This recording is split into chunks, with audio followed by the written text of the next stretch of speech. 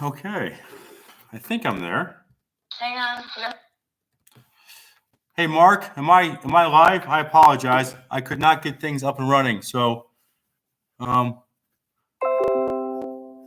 I live, Mark? Just tech. I think I am. So I'm gonna go. Let's see. All right, guys. I think I'm live. So hello. My name is Robert Ciresi. I am the CEO of Ciresi Morek. Joining us, I think we have a few folks joining us, and I apologize for the delay. Just when I went to get started, my the background for the software wasn't working. So I'm a one-man band running a company right now, so I apologize. Mark Morek is joining us as well. Mark's my partner. He is behind the scenes typing and answering questions as well. So let's get started. Once again, I sincerely apologize for the delay. Every week is an interesting week. So.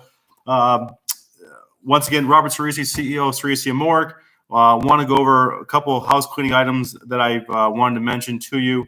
For some of you guys that are joining us, we have a newsletter that we offer, like our tips, our interviews, our recent jobs, our recent placements. So if you get a chance, go to Ciresi Morek /subscribe, and you can get all our information on. I think it comes out once a month. So.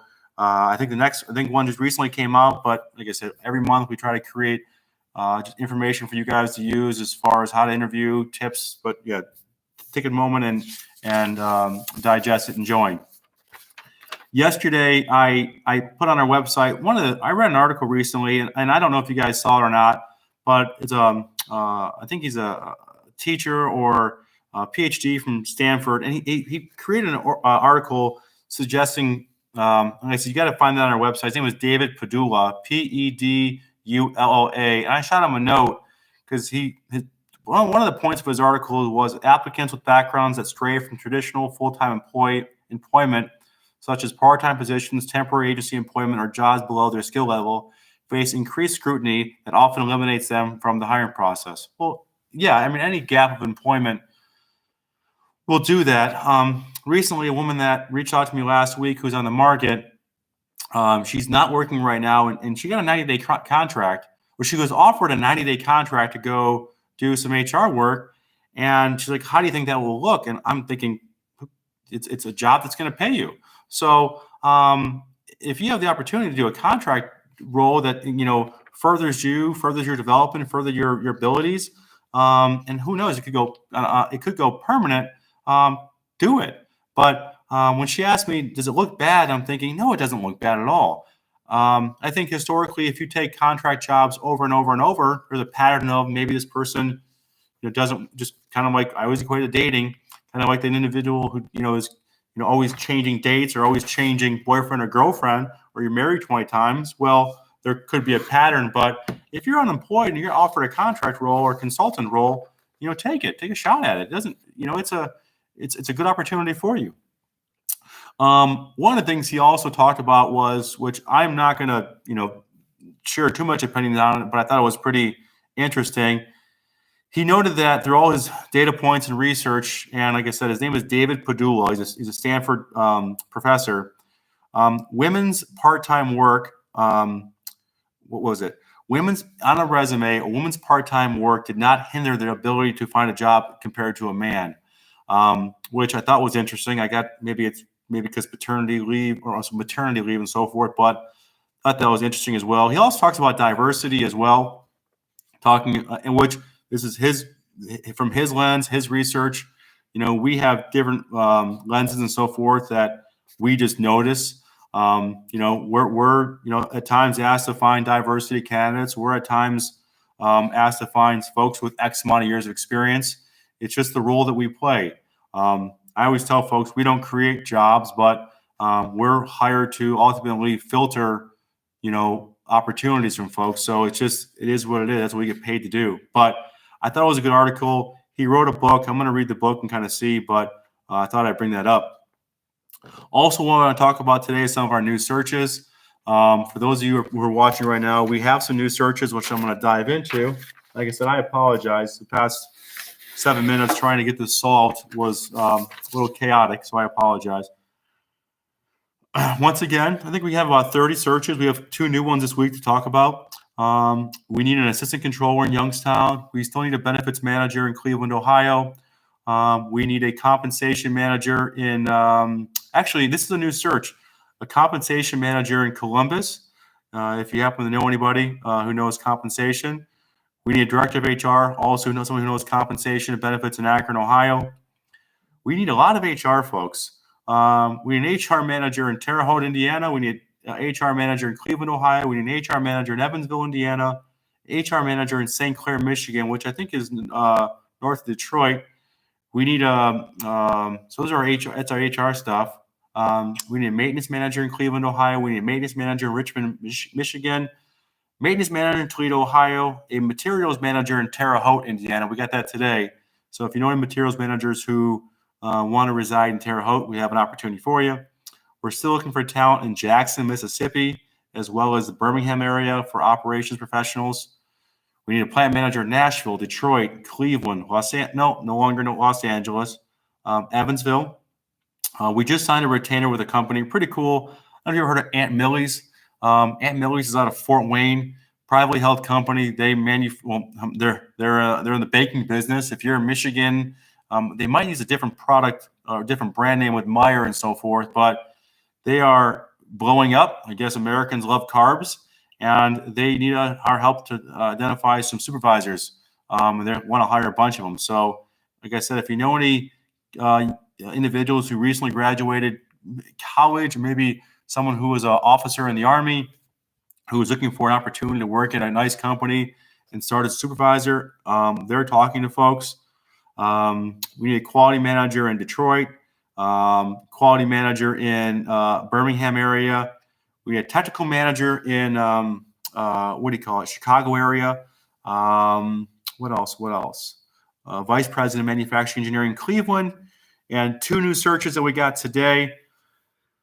A director of operations for, I think it's a Fortune 1000 company in Chicago. I think one of our customers is looking for someone who can manage 4 or 5 sites, headquartered out of Chicago, and manage, I don't know, probably total size, maybe 1,000, 1,200 folks. And I'm working on gathering a retainer for a company in Arizona, looking for a senior supply chain manager, someone who knows consumer product goods, someone who knows packaging. So we'll put those out probably in our newsletter next month, but we post everything on our LinkedIn, on our website, as best as we can. So you can always ping me. Wanted to talk today about a couple of things. Goes to one of our blogs, and it talked about blogs for gap in employment. And some of you might be suffering from gaps in employment here now or in the future. How to explain why you were fired, laid off, in an executive interview. I always say be truthful. Resist the urge to over-explain. And trust me, resist the urge to over-explain. You just got to tear it off like a Band-Aid and just say, this is what happened. I'm not there anymore. But you always want to speak positively about your former employer. And if you can, get references. People, I can't stress this enough, but if you're laid off, let go, God forbid, fired or, terminated or severance out, get a reference. Not someone saying there'll be a reference, but do your best to get a piece of paper that suggests that, hey, Joe Smo worked here. He or she did an excellent job while working here. Unfortunately, due to COVID or due to downfall in business or due to something, we had to let go of that person or something. But get it on an electronic file or something. And because some people will say there'll be a reference, however, when a push comes to shove, sometimes they're not there for you. So, and just recently happened a few years ago. I got asked to identify, a principal for my daughter's school, and I know nothing about education or working for principals, but they wanted me to manage the function of doing search. And one of the candidates, provided a reference letter that was 4 years old. And that really turned down the committee turned off the committee that was doing the search. So I never thought about that. But if you're going to read a reference letter, make sure it's accurate. Make sure it's close to the date. Just don't share something that's 4 or 5 years old. And you have to get not only possibly your bosses' bosses, but your peers. Don't necessarily get your don't take this the wrong way. If you're a big Christian, don't get your priest or don't get your reverend. Get someone work related and as powerful as possible.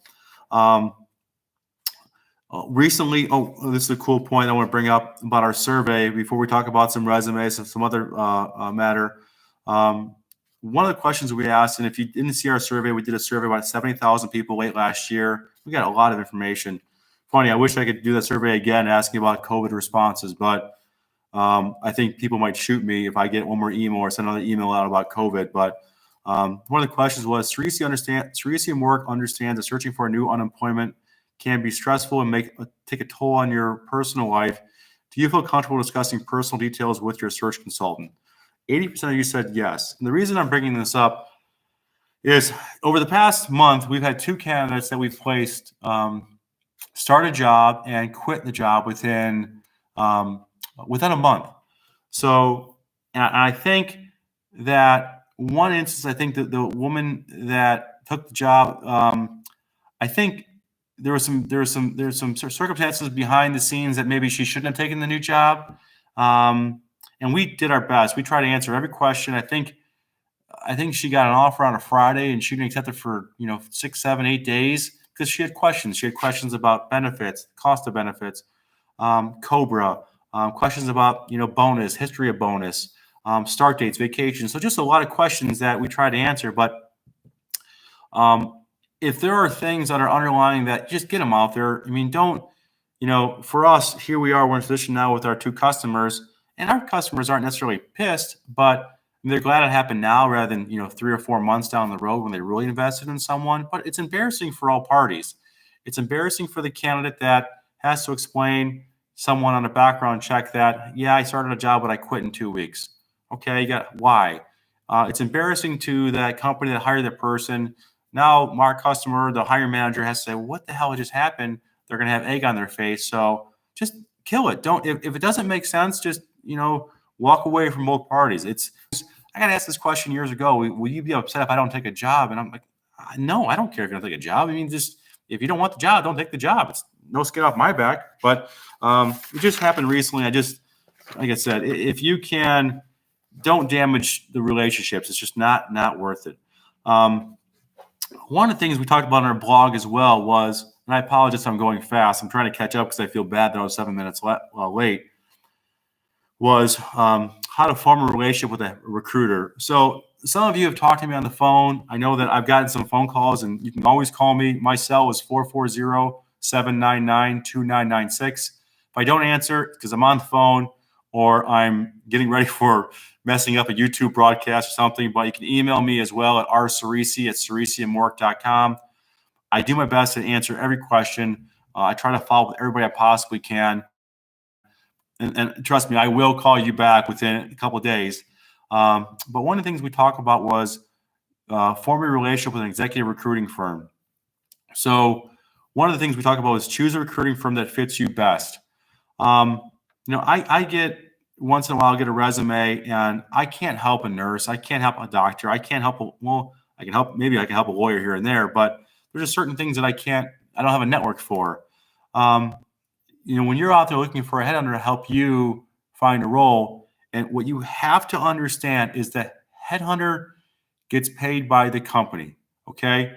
As a candidate, you have to understand that headhunters are ultimately paid by the customers that choose to hire them. So a lot of times, headhunters do their best to manage their time and follow up, but remember, they're being paid by, Dana is a huge customer, and they are my customer. And I have to, make sure I keep my customer. If I don't have customers, I can't do this or have an office or have employees or have a, job. But choose a recruiting firm that fits you best. So study the recruiting firm, see some of the companies they are working for, get references, look at some of the searches they complete, but make sure they fit you. Let your recruiting firm see what's under the hood.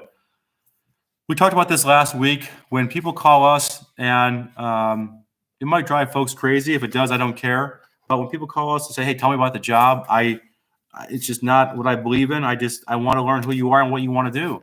And if I interview you and we have a job in Chicago like we have right now, and here you are, you're living in Cleveland right now, and you say, send my resume. I said, well, why do you want to go to Chicago?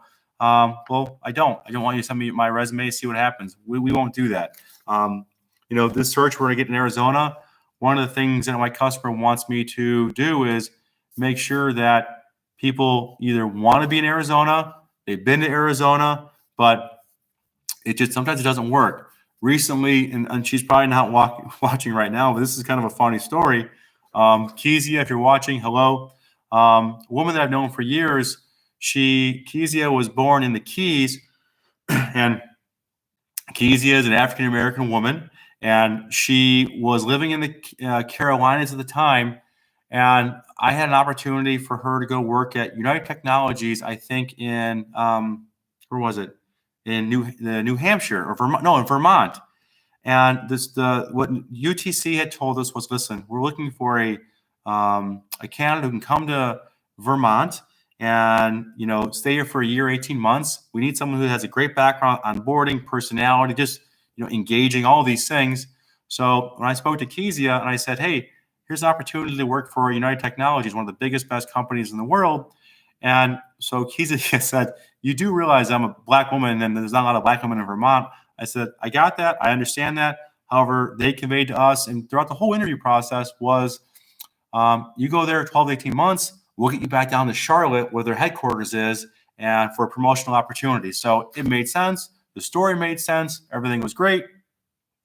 Kezia goes up to Vermont, first time seeing buckets of snow, 4 or 5 feet. And the hiring manager, which hired her, who shared this story, ended up getting fired. And Kezia is stuck in Vermont and with no path to get back to the Carolinas, which she signed up originally for. So I know I'm going off subject, but now she's in South Carolina. She loves it.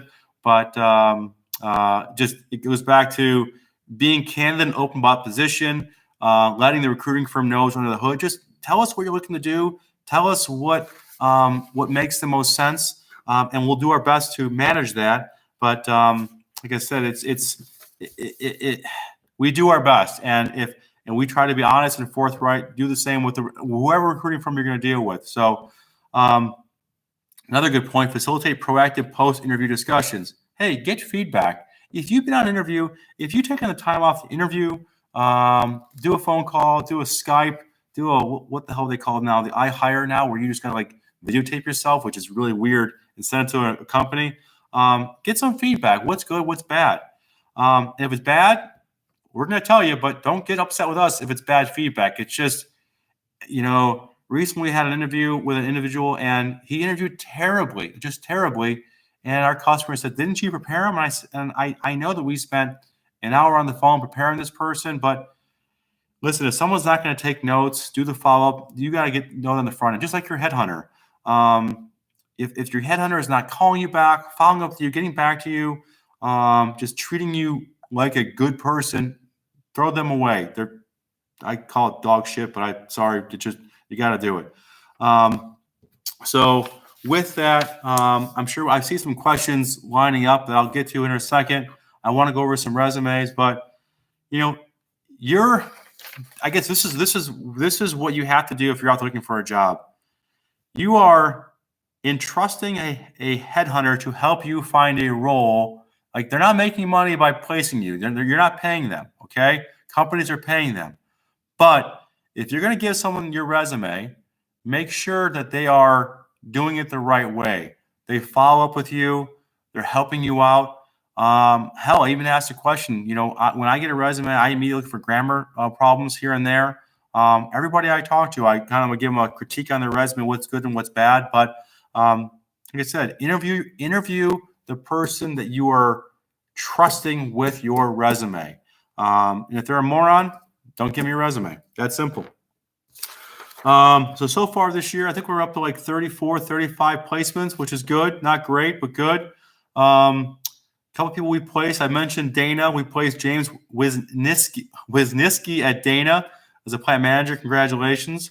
Lisa Lockett, congratulations. I heard you're doing an awesome job as a controller in St. Louis, I think, with Arconic. Diane Smith. I don't know where Diane is, but she's with Arconic now. I think she's a supply chain professional. We recently placed a fresh grad named Paul. Oh gosh, Di Giacomo. I'm Italian. I can't even say that. With a company called NEMAC.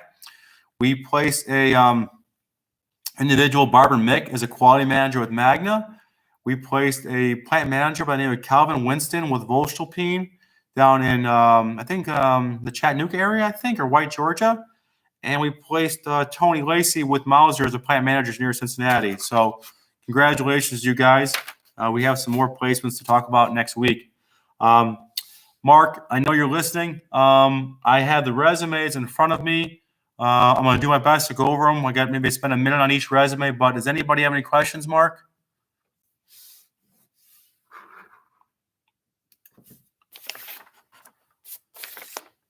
Okay, I'm going to take that as a no.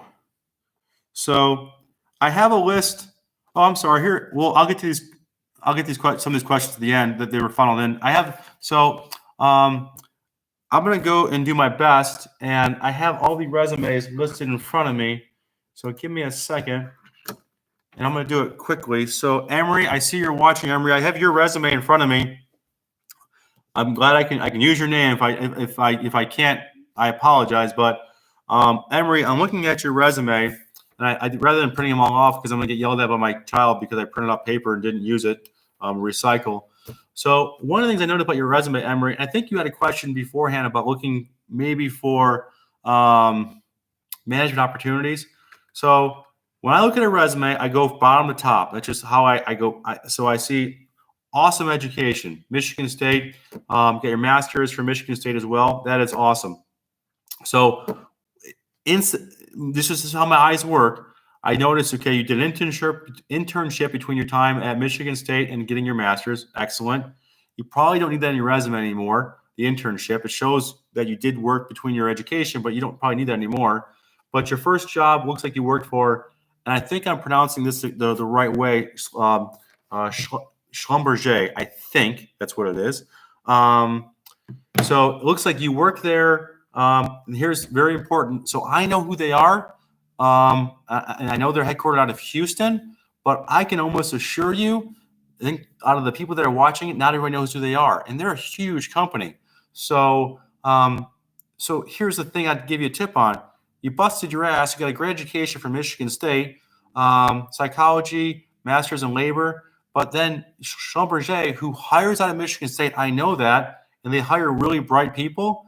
I have friends who are executives from there. You don't tell the reader, once again, who they are. So you were chosen to work there because of probably because of your education, your internship, but how big are they? Fortune what? I mean, how many employees do they have? Put that on there. It looks like you were then promoted internally, which is cool. You got, it looks like a succession planning role. You then, and this is how your resume reads, there's a gap for about a year. So not sure what the gap was, but there's a gap for a year from March to April of the following year. So once again, if you leave it, if that gap can create, can allow the reader to kind of navigate, say what happened here, don't give them that opportunity. So I noticed a gap there. And this is sometimes when you use months, when you start a new job rather than just years. Like, for example, if you were just to show that you worked for Schlumberger from 2015, 2017, and then showed your progression, you got promoted twice or promoted once within 2 years. Awesome. And then if you don't put the months on McKesson, then it shows 2018. So me, I'm looking at it and saying, why has this guy been unemployed for a year? So get rid of the months. Looks like now, and McKesson, once again, a huge company. I think they're headquartered out of Dallas. But once again, you don't tell the reader who they are, what they do, or anything. So don't presume, once again, that people know what this company does. And Acorn Industries, same thing. No idea who Acorn is. No idea what they do. So just a quick conversation on that resume. So next up, and I apologize, I got to look down. John, I know I'm not allowed to use your name. John, you got a cool resume, but I'm going to say John. I'm going to say General Electric if you're watching. So, John, you work for one of the biggest, best companies in the world, one of the most name brand organizations in the world. However, you take it and you put it between your title and your years of employment. So unless you look for it, it's not going to be there. You don't showcase it at all. I'm thinking, hell, you work for General Electric, highlight it in some capacity. You got to do it. Like I said, you just slam it in there, and it's just part of it. But looking at your resume, call me. I've got a job for you if you'll move. So you and I both went to Purdue. I'm a couple years older than you. But once again, awesome education. Purdue, master's from Penn State. But because you choose to use the same font in that order, you just nothing stands out. John, like I said, find me. We'll talk because I think I have an opportunity for you. But I know what you do, but don't once again presume that the reader knows what you do. And hell, if you work for General Electric, you got to highlight it, man. You really do. But looking at your background, it looks like you've been promoted almost every other year. Good stuff. But I don't even know. Once again, I know the company. I know the division of the company you work for.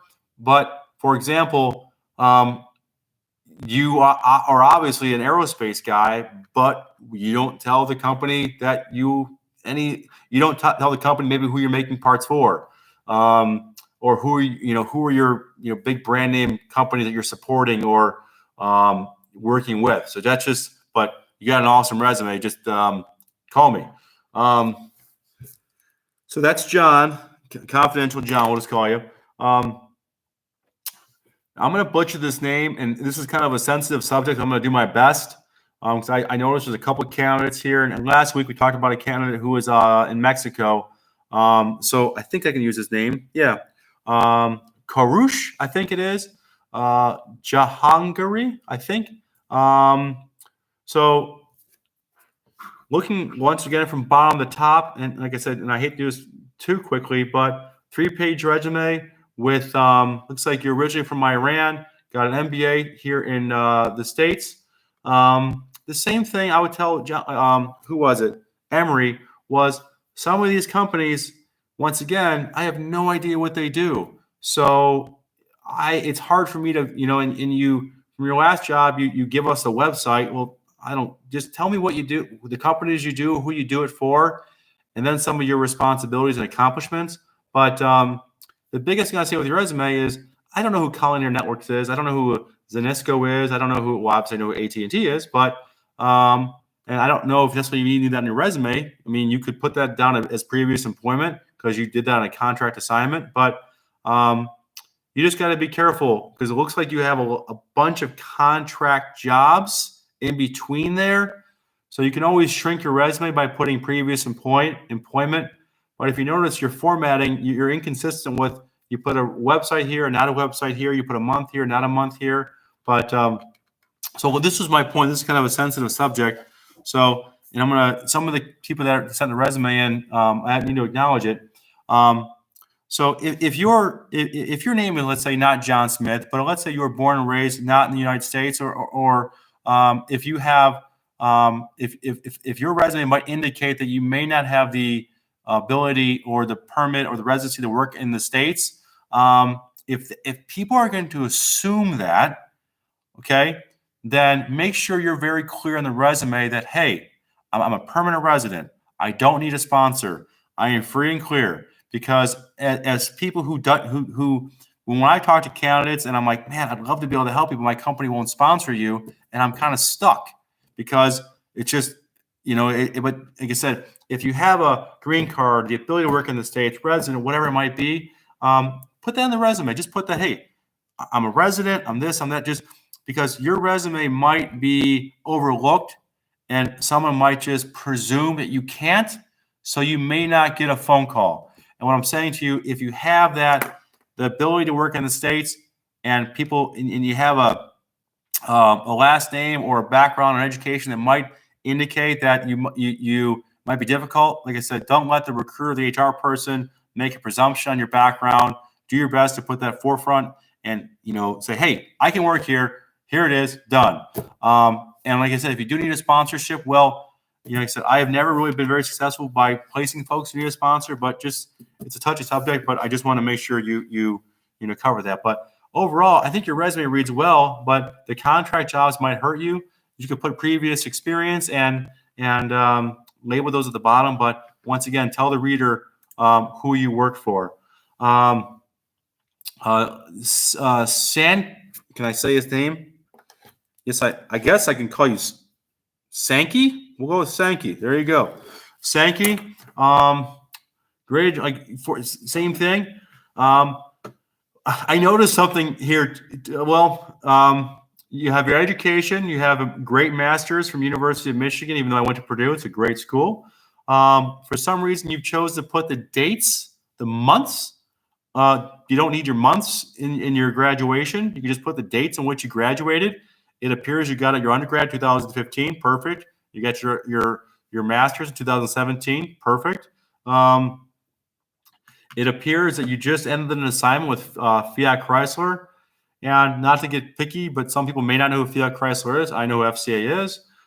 Program management specialist, product management. So it appears you did the same job twice, or you according to your resume, you had two titles at the same time. They ran concurrent. So just be careful.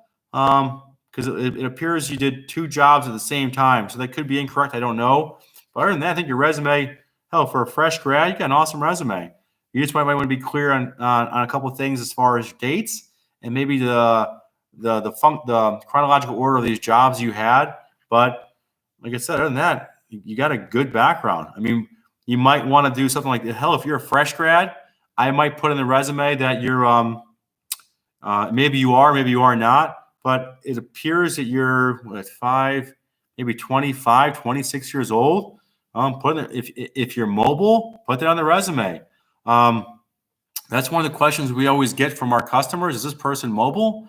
And, once again, if you're mobile, put that on the resume. Take a shot. So people aren't just thinking, okay, this guy's only stuck in Detroit or so forth.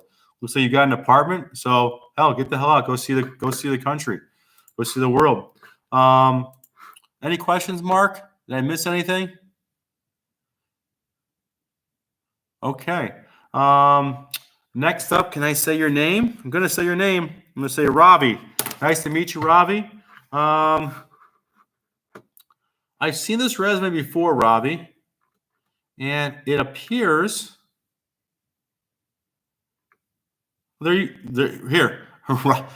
And this is not staged. I swear to God. But here's Robbie right there in his resume puts work authorization, U.S. citizen and India, OCI, without sponsorship, open to relocation and travel. So, Robbie, I got to believe that you have that on there because in the past, people might just presume that you weren't. So, awesome. That's what you did. It was very simple. If you guys need to know how Robbie did it, I can copy and paste it, and I can give you Robbie's resume, but it looks awesome.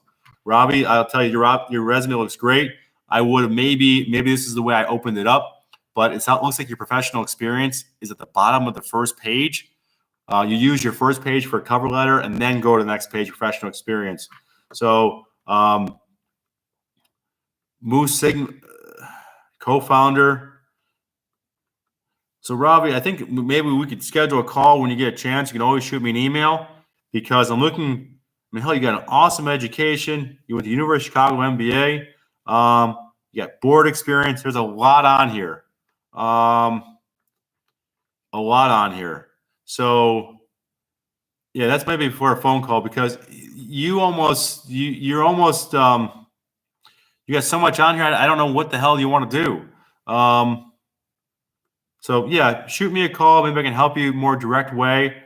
Shoot me an email, schedule time to chat because as I'm looking at it. So if you apply for a job, because on your resume it says you're looking for a senior management role, CEO, COO, president, business, business unit, head.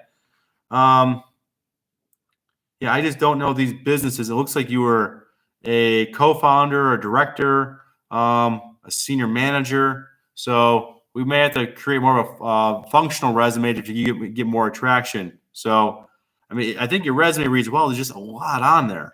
So, and you take the reader back and forth. But yeah, shoot me a note, man, and we can schedule a time to chat. I see your note, Hardy. Give me a second. I don't know if I can do this, but I will take a shot.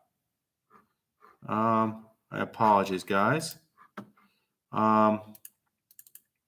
Hey, Mark, I am going to email this to you. This is how live we are, guys.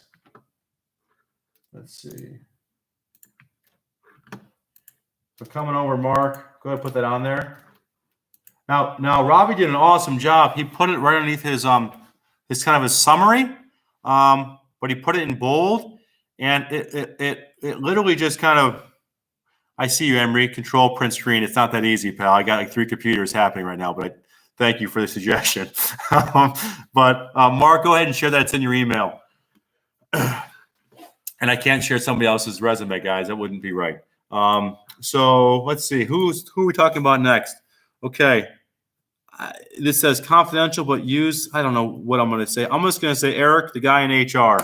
So Eric, looking at it, I'm going to tell you the same thing I tell everybody else. What do these companies do? I can tell you one of the companies you worked for in the past, Yanfeng, was one of my biggest customers ever. Yanfeng, if you don't know, is the world's largest global provider of interiors for the automotive market. Largest. I think they're about $10 billion, owned by the Chinese. So if the reader doesn't know that you were hired by one of the world's largest automotive suppliers, you're just letting it go to the wayside.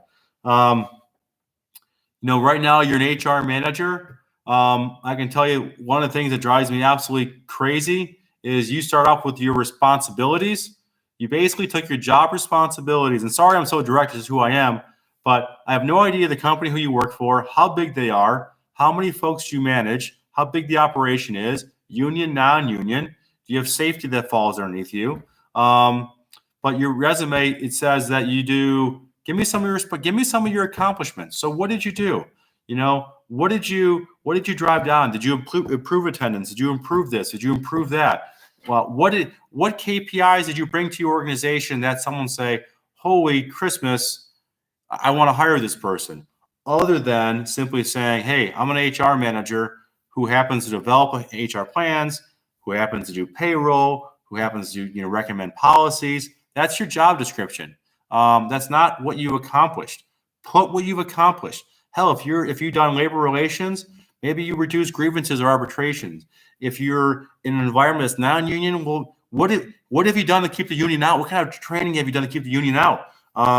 Just stuff like that. Stop putting your responsibilities, because if you look at your resume, you basically bullet pointed your same responsibilities over and over and over. Cut that crap out, and just like I said, put some of your accomplishments out there. Throw it out there. I noticed you put them there, and I just caught it. But to give you an idea, and I read resumes quickly, you put that you're bilingual in Spanish. I didn't even see that. If you're an HR manager in certain parts of the country, you are required to be able to speak Spanish. You notice you at the bottom as well. You maybe throw it in bold or highlight that a little bit, but like I said, I get asked sometimes to find HR managers, and I need someone to find who speaks Spanish. So, like I said, you worked for Ford, and you didn't wait till page 2 to showcase that. So, just a little things that I saw at a quick glance. So, and I don't even know where you live. I'm not saying put your street address, but I can tell you when we get a resume, first thing I ask somebody is, where do you live? I see you went to IU. I went to Purdue, so we won't bring that up. But anyways, if I just get a zip code or a city, then I'm able to identify maybe what other customers I may have. Just today, I'm talking to a friend's brother, and this is what I did. He lives in Sylvania, Ohio. So I just went. I did a Google radius search with our ATS applicant tracking system, and I simply said I had some customers in the area. I said, listen, let me just see who's available. Let me just see who I know in the area, and I can share your resume with. And that's I'm helping a friend's brother. But with you, I don't even know where you live, and it's hard to even put 2 and 2 together. So don't put your street address. But put at least a city, or put a city, or I talked about this a few weeks ago. My wife's cousin's husband, they live in Batesville, Indiana. And I said, don't put Batesville, Indiana. He said, why not? I said, because nobody knows where the hell Batesville, Indiana is. It's outside of Cincinnati, about 40 minutes. So, maybe put Cincy area or something, but don't put a town that nobody's ever heard of. So that's my point there. Next up, I'm going to make sure I can use her name. Alicia, I'm going to tell you the same thing I just been, pounding on. I have no idea who Acorn is. I have no idea how big the operation is. I have no idea how many employees you have. To give you something, you had a lot of jobs. It looks like you've had 3 jobs in 5 years. So, but you got to tell the reader who these companies are you're working for, and don't start off the word with assist or conduct job and like. Literally, one of the bullet points you have says conduct job analysis and develop position descriptions. Well, that's you took that, you put it on your resume. That's your don't take job descriptions and put them on your resume. And you're you got a good education as well. Like I said, you have you're too young to have a 4-page resume. This is a 4-pager. You got to shrink this down to 2 pages. And you have more bullet points or more bullets than Rambo. You have bullet upon bullet upon bullet, way too many bullets, and there's no match. Like if to give you some perspective, your job in 2015, 2018, you dedicate about 30% of your resume of a page to it, whereas these past 2 jobs in the past 2 years, so 1 year and 1 year. That takes up that takes almost a page and a half. So are you suggesting that you accomplished more with all of these bullet points, like all these trigger points in 2 years? You did it 3 years, 4 years at your previous employer. So get rid of all the damn bullets, shrink it down, 2 pages, highlight some great accomplishments that you've done in HR. I don't know your HR. I don't know who Acorn is, but once again, what did you do? What did you do as an HR professional? How did you partner with a business partner? Did you work for an owner? What results did you drive? What KPIs did you do?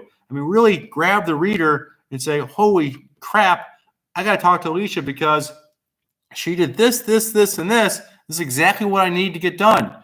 And you just got to put that out there, and rather than just bullet point about bullet point about bullet point. So sorry for being so direct, but if you keep going on this path, you're going to be 40 years old, you have a 5-page resume, and then it's done.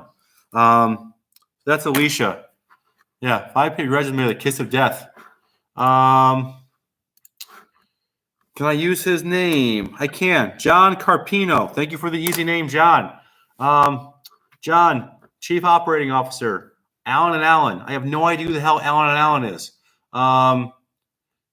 Provides strong leadership of a lifestyle apparel brand where I'm working with ownership. So is it a privately held business? So are you a COO of a privately held business? If you are, you're not in the family. Okay, tell me the story. You've been with this organization for 17 years. Like I said, tell me what exactly Allen & Allen does.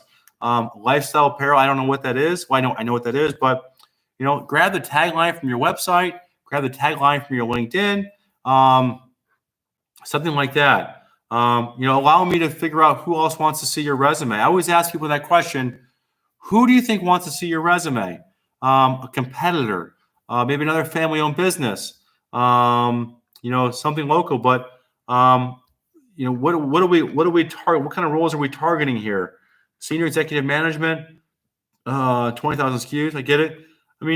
Candidly, overall, your resume is fine. I'd like to know what these companies do, because I'm not in this industry. I just caught something here. So you've been with the same organization since 1998. Once as a VP of operations and now as a COO. So maybe show the progression, show why, show what the difference in the roles are, why you got promoted, just some simple things. Because I have no idea who Jag Enterprises is. So you don't have to, but do you want to indicate what year you got out of, where's Iowa State? Ames, Iowa. You might want to indicate what year you graduated college. I will tell you, it can hurt you as well. And this sucks. But, if you're someone who is getting closer maybe to the upper 50s, maybe 60, and your graduation is like late 70s, early 80s, that can hinder you. It sucks, but it's the truth. But overall, I think your resume reads well. I want to know what Allen & Allen is, what they do. It would make my ability to make a match much easier for me at least. So, thank you, John. I think last but not least, let me just double check. Hold on a second. I think I'm missing someone, but give me a moment. Yeah. Okay. Okay. Hardy, how are you? Hopefully you're still paying attention. Sorry for being so late.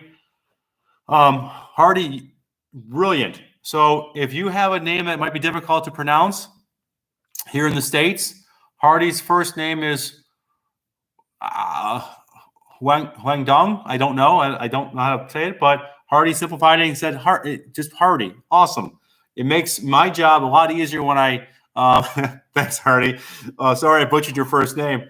But your resume is actually really freaking good.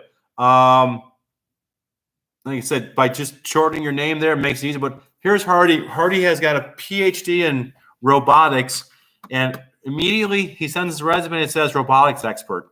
Awesome. Technical leader. Awesome. You're telling the reader who you are and what you want to do.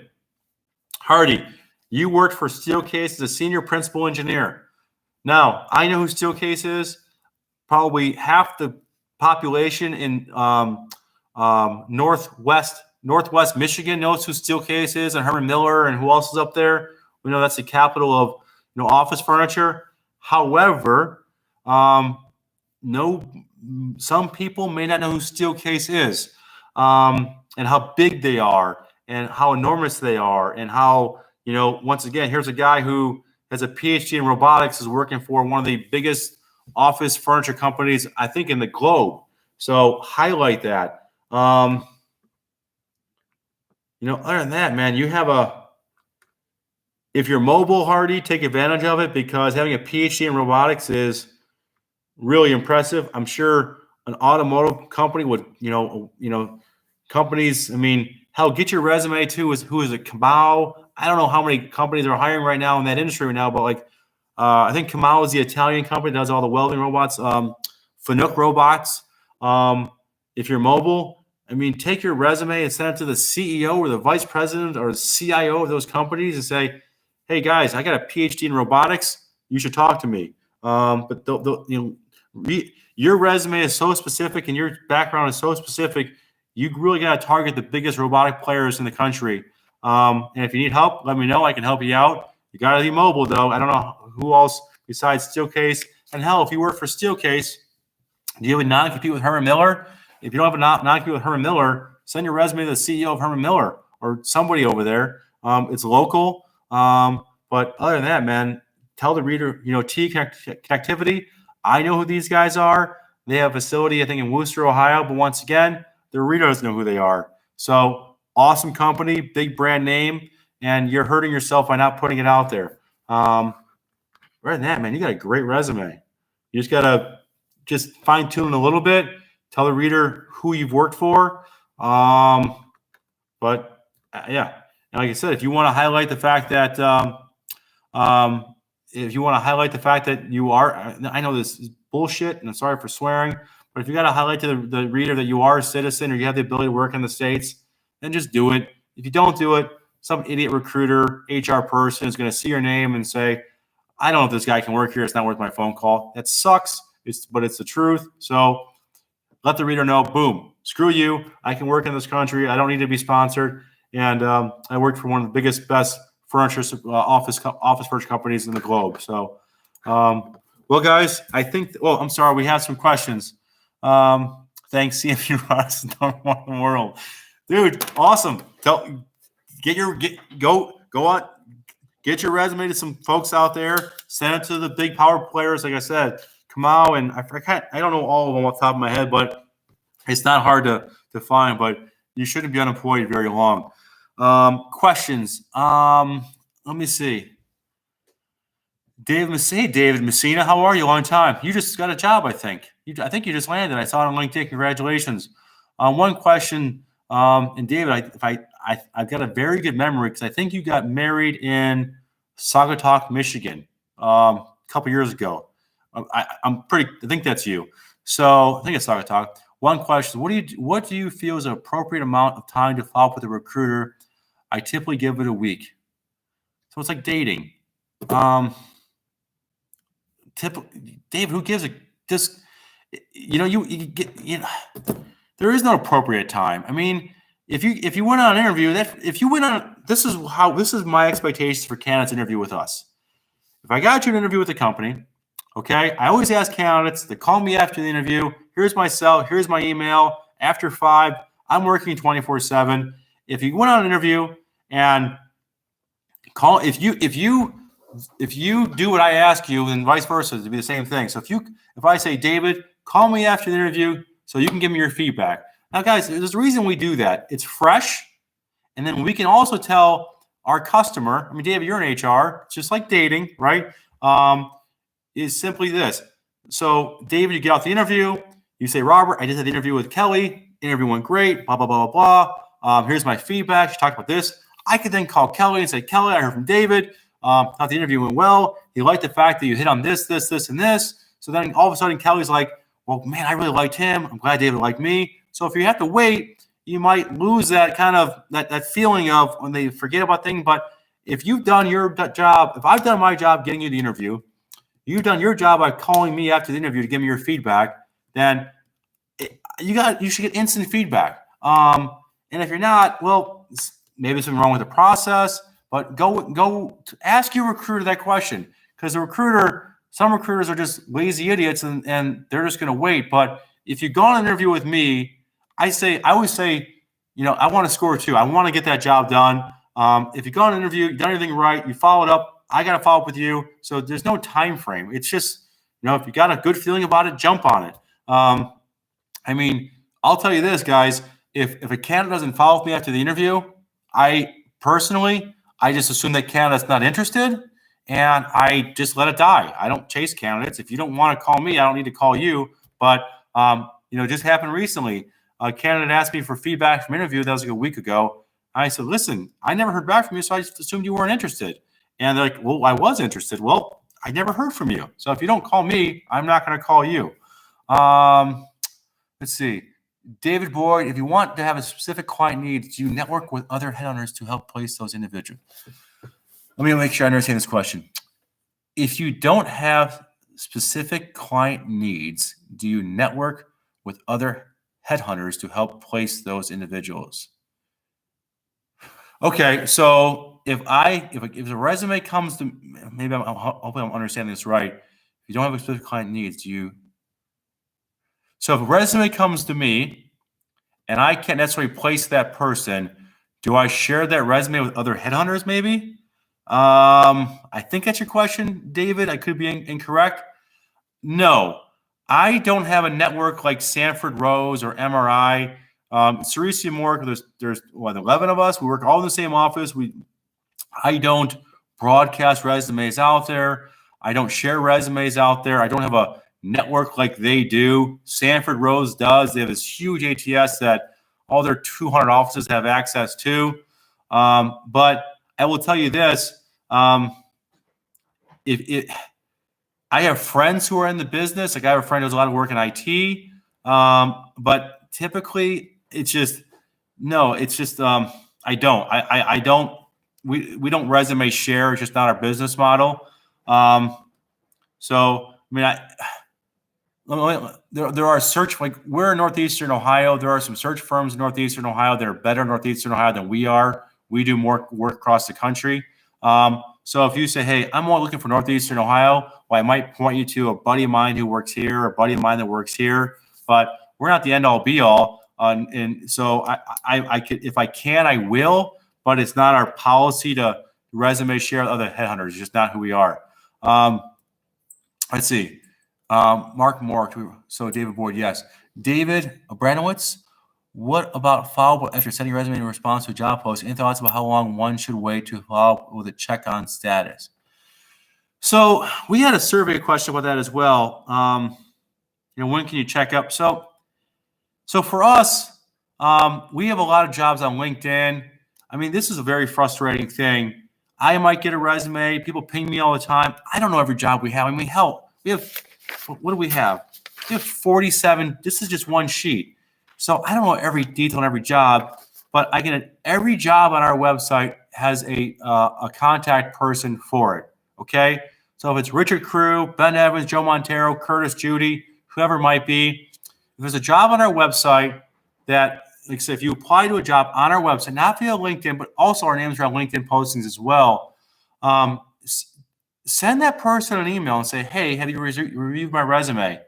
If they don't get back to you, someone in my office, call me. They will get back to you within 24 hours, I can assure you. It is incredibly unprofessional and rude and just a complete jerk if you send us your resume and we don't even at least reply to you.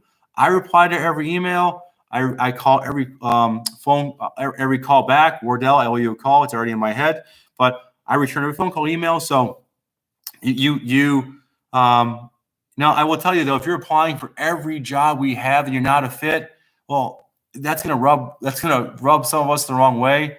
I went back and forth with the guy today. One of my customers looking for a plant manager needed a 4-year degree. That's what my customer asked us to find. So he's never been a plant manager. He doesn't have a 4-year degree. I can't get you an interview. I wish I could. I can't. But I think if you send an email, you're appropriate, you're polite, I can assure you you'll get a call back, an email back. If you don't, you call me and I will personally kick someone's ass in my office to make sure they call you back very soon. To a direct company. Whew. Man, it's a hard one because I don't know where the resume is going. Right now, my experience with some people in talent acquisition and HR, they're not even working. I'm doing a search right now, and I was waiting for feedback for a final interview, and I called the vice president of operations. I said, "What the hell's going on? Well, you guys want to get this person out there," and well, come to find out, the HR person has been required to take vacation and literally is not allowed to answer emails or phone calls for 5 or 6 days, whatever it might have been. So every instance is different, but this sounds terrible. But if you send a resume to someone at a company and they're not even replying back, it's probably dead, or maybe they're dead. I'm just kidding. It's hard because like right now you don't want to, especially people in HR. They're working more than ever with COVID responses. I have a customer in Alabama that is just blowing up right now, and you have no idea. I think we're trying to schedule interviews, but I think someone came down with COVID, and that's the biggest thing on our plate right now. So I guess treat people like you want to be treated, but if they're not responding, I guess it's kind of like dating. If you're asking a girl out, she's not responding to your phone call, your text, or whatever hell else communication you're trying, maybe it's just dead. But I usually give it a few days. Everybody I try to reach out to, I try to give them the benefit of the doubt, give them a few days here and there. So hopefully that helps you a little bit. But try to find an email, get feedback. Let's see. My wife called me, which means I'm late, but it's okay. Do we have any other questions, guys? Oh, a couple questions that we got sent into just to follow up, unless we have more. What are the biggest red flags in working with recruiters? People who are lying pieces of crap? No, honestly, if they don't return your phone call, if they're not on time, they don't follow up. Like I said, I was 7 minutes late today. That drives me crazy. I want to respect your time, just like I want you to respect my time. But being tardy, not following up, not returning phone calls, that's just unprofessional. What's the worst thing that's happened to you in your career with a candidate? Just lying. Whether you're going to take a counter offer, just keep me in the loop. If you're going to take a counter offer, if you're not going to start a job, if you create egg on my face, I'm not going to work with you again. I won't do it to you. Don't do it to me. So just be honest and forthright. Hell, I even had candidates. I know we're dwindling down. I interviewed a candidate. Now, mind you, I knew how much this candidate was making before I even got on the phone call with this person. How I knew, it's just my job to know these certain things. So I knew, and I'm pretty good at guessing how much someone's making. I've been doing this long enough. It's kind of like, this sounds terrible, but if you're in boat sales or car sales or whatever kind of sales, okay, I know how much that car is making and where they reside or what. Just I know values. Just kind of how my brain works. So I knew how much this person was making, and when I got on the phone and they came back and said, "So what'd you make?" Our recruiter trick. So pay attention. This is a recruiter trick.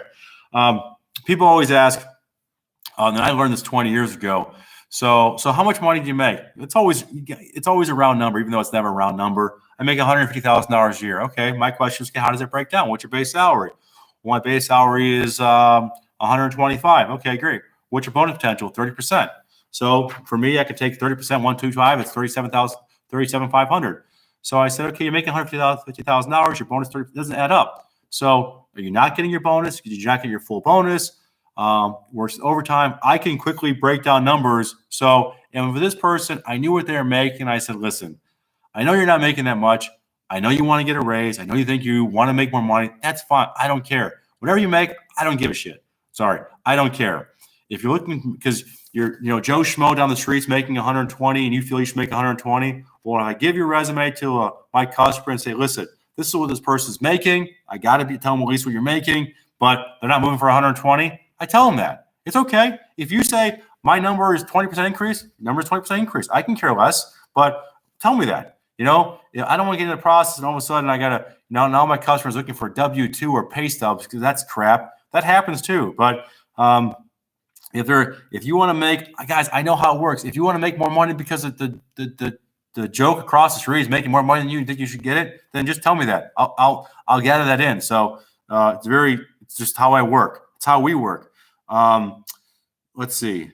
What is the worst experience that has happened to you with working with a company?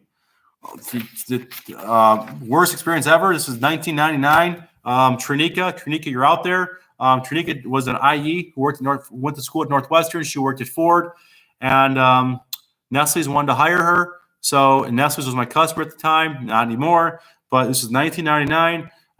Trinika went back and forth getting counteroffers from Ford and Nestle's, and I took Trinika's word, saying that she wouldn't do it again, that she wouldn't take the counteroffer again. And then Kurt Norpel, you're retired he used to run a Nestle's plant here in Solon. Kurt Norpel goes, you know what? You're full of crap. She's full of crap. I never want to deal with you again. Here I was trying to help Trinika out. She lied to me, and I lost Nestle's forever. So because Trinika, I don't get discounts on Nestle's food. So thanks so much. Sorry, Mark, if it's rated R. I don't think there's anybody under 18 who's watching this right now for their resume review. Any other questions? I'm going to hop on Ted, and then Ted, I got to get the hell out of here because my wife's texting me. Should the business description take precedent over the bullet points? I am concerned about running beyond 2 pages. Ted, the business description is probably a one-liner, depending on who you're working for, but it's probably a one-liner you find on LinkedIn. It's just simply one line under there.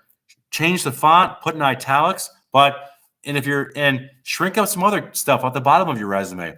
Because the stuff on the bottom of your resume is not what's going to get you the job now. So if you're applying for a job, let's say to be a plant manager, and 20 years ago you were a quality engineer, put previous experience, quality engineer. You don't have to put that you did PPAPs and APQP and you did this, that doesn't, who cares if you did that 20 years ago? They want to know that you were a quality engineer 20 years ago, but they don't need to know that you did PPAPs and all that other crap. So your most relevant experience, the thing that's going to catch somebody's eye is what you're doing now, right? So, but like you said, if you're running out of space, put previous experience, put companies you worked for, name, title, done, get rid of it. That's one sentence. So, guys, I hope that helped. Wow, an hour. It flew by. I'm running out. I got to get some water, but I hope that helped. Once again, if you have any questions, my wife just joined. All right, now I'm really going to get yelled at. So if you have any questions, you can always call me. You can always email me. If you notice behind me, I guess the winner, if you're watching right now, if you can guess those 5 people in a matter of 10 seconds, you win a prize. Let's see. Anyone? All right. Ric Flair, Hillary Clinton, Nancy Pelosi, Vlad Putin, and Mr. T. Mr. T is always going to be in the background. So That's Clubber Lang from Rocky 3. 8-0, Rocky 3. Nice try, David Boyd. All right, guys. Have a great day. I am out of here. Go pick up my kids. See you later. Bye-bye.